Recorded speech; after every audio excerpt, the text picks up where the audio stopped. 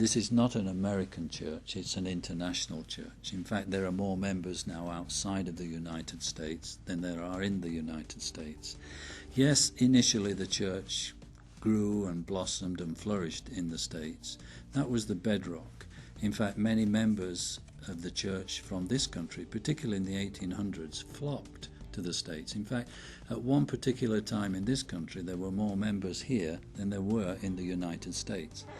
And gradually the church built up there to the point that it consolidated and then started to move worldwide. That phase started around the 1950s, and now with more members outside of the United States, the church is in almost every country throughout the world.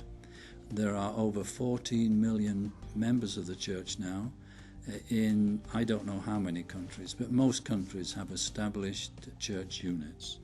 The nature of the church's global leadership is now truly international.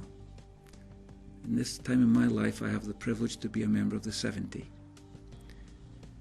Next to the apostles, this is the most senior office in the church.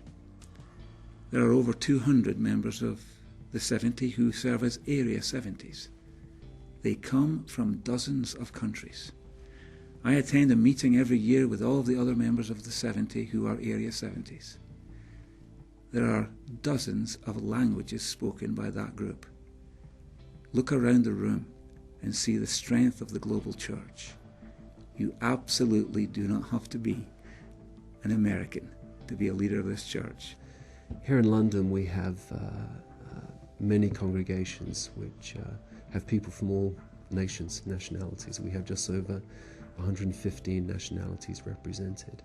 It's probably one of the best areas that depicts that we're all God's children, that we come from all different circumstances, rich and poor, old and young, from various countries. When we came, our friends in Brazil, they said, "Oh, you're going to see, English people.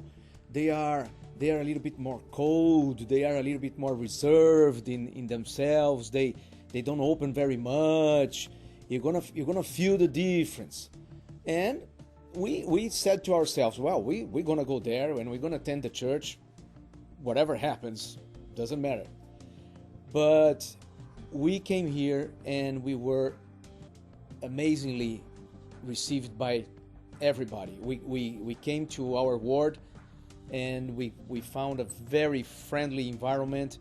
They had, after the meeting block, they have one activity called Munch and Mingle, where everybody would get together and just talk about our backgrounds, and we were surprised to find, as I said, people from all over the world.